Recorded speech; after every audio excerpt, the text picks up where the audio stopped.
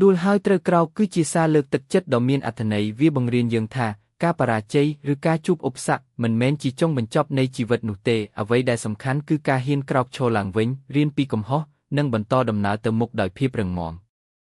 មនុស្សជោគជ័យភាគច្រើនសុទ្ធតែធ្លាប់ដួលនិងបរាជ័យប៉ុន្តែពួកគេមិនបានបោះបង់ក្តីស្រមៃឡើយពួកគេបានប្រើការបរាជ័យជាមេរៀនដើម្បីអភិវឌ្ឍខ្លួនឯងនិងឈានទៅរកភាពជោគជ័យចងចាំថាដួលមិនមែនជាបរាជ័យទេបរាជ័យពិតប្រាកដគឺការមិនព្រមក្រោកឡើងវិញ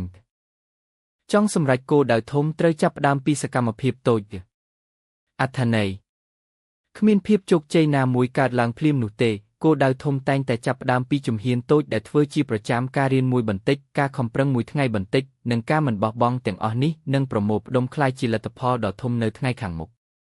កុំមើលងាយសកម្មភាពតូចព្រោះវាជាមូលដ្ឋាននៃភាពជោគជ័យបើអ្នកមានក្តីស្រមៃធំចូលចាប់ផ្ដើមធ្វើអ្វីមួយនៅថ្ងៃនេះទោះជាតូចប៉ុណ្ណាក៏ដោយមួយជំហានក្នុងមួយថ្ងៃប្រសើរជាងឈរនៅមួយកន្លែងដោយគ្រាន់តែស្រមៃ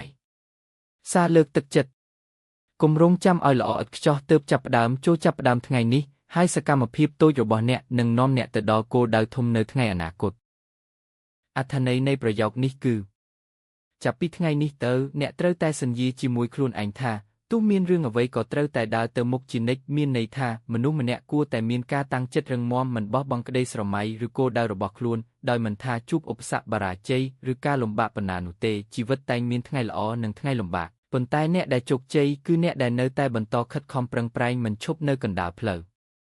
ការសន្យាជាមួយខ្លួនឯងគឺជាការបដិញ្ញាចិត្តថានឹងរីកចម្រើនរាល់ថ្ងៃរៀនពីកំហុសហើយប្រើរាល់បទពិសោធន៍ជាមេរៀនដើម្បីឲ្យខ្លួនឯងកាន់តែរឹងមាំកុំឲ្យការភ័យខ្លាចឬការបរាជ័យបញ្ឈប់ដំណើររបស់អ្នកព្រោះរាល់ជំហានតូចដែលអ្នកបន្តដើរនឹងនាំអ្នកទៅជិតគោលដៅនិងភាពជោគជ័យនៅថ្ងៃមុខសារលើកទឹកចិត្តកុំបោះបង់ព្រោះតែផ្លូវពិបាកបន្តដើរទៅមុខមួយជំហានម្ដងហើយថ្ងៃមួយអ្នកនឹងមើលឃើញថាការមិនបោះបង់ថ្ងៃនេះគឺជាមូលហេតុនៃភាពជោគជ័យនៅថ្ងៃស្អែក